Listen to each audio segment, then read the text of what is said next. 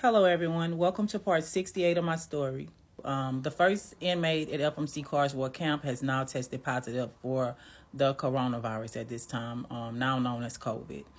The whole complete compound is now placed on a zero movement lockdown. That includes myself. I'm set back to my room. We're waiting to find out what the head ups across the street would like to do. They're sending over all these staff members and military personnel from the base over to the compound. They're bringing nothing but containers worth of PPE and whatnot. The few kitchen workers that have been going to the kitchen to help put together these sack lunches are now sent back to their room. They're placed on complete lockdown. Everybody's going to go through an extensive COVID check, myself included, although I had already been going through the temperature checks every day and those random COVID tests.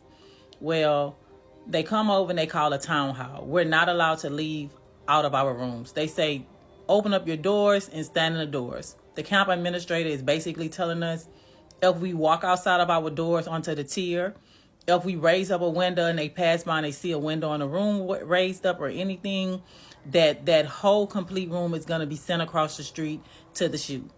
So now we're being threatened because staff, they're scared. They felt that this was necessary because it was a possibility that COVID was about to spread rapidly through the camp. However, that didn't happen at this time, but there were a few more cases.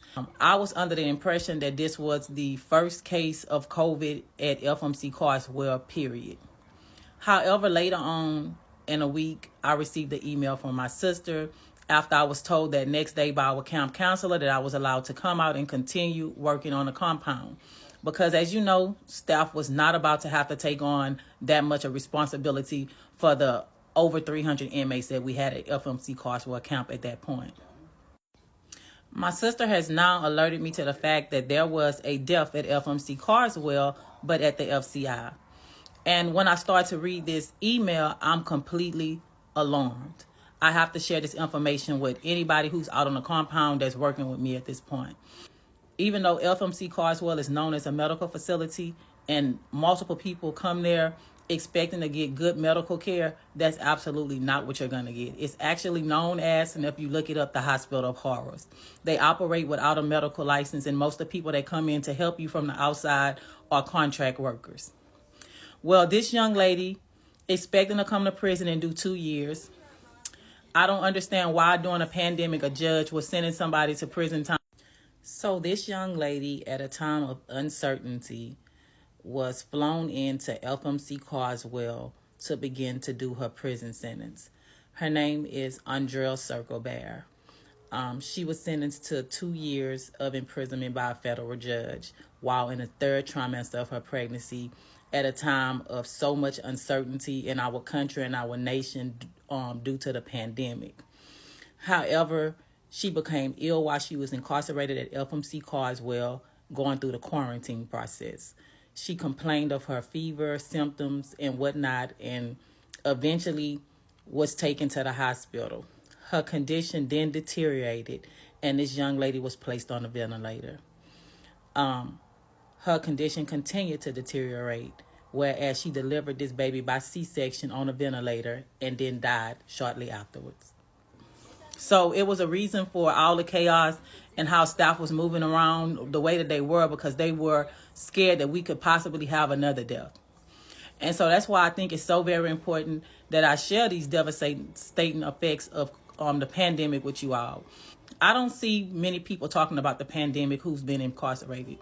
And for me, I think that was a part of my sentence that definitely made me feel like, hey, there is something else that has to be done. Like enough was not done. And so it led me to writing our legislative counterparts and complaining about the conditions during COVID and other conditions as well. However, I'm devastated when I hear this news. I cannot believe for the life of me that a mother came to prison, delivered a baby on a ventilator, and died afterwards.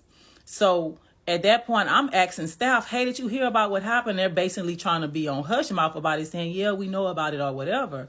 And so I'm telling my sister, could you find out whatever information they have out there and email it to me because I really want to know more about this. Like, I couldn't believe that somebody came to prison to do 2 years on a minor drug offense and lost their life while incarcerated. Like, it was just so unreal for me. So the purpose of this part of my story is to take you through a complete walkthrough of the COVID pandemic, where it was more chaos than it was anything else.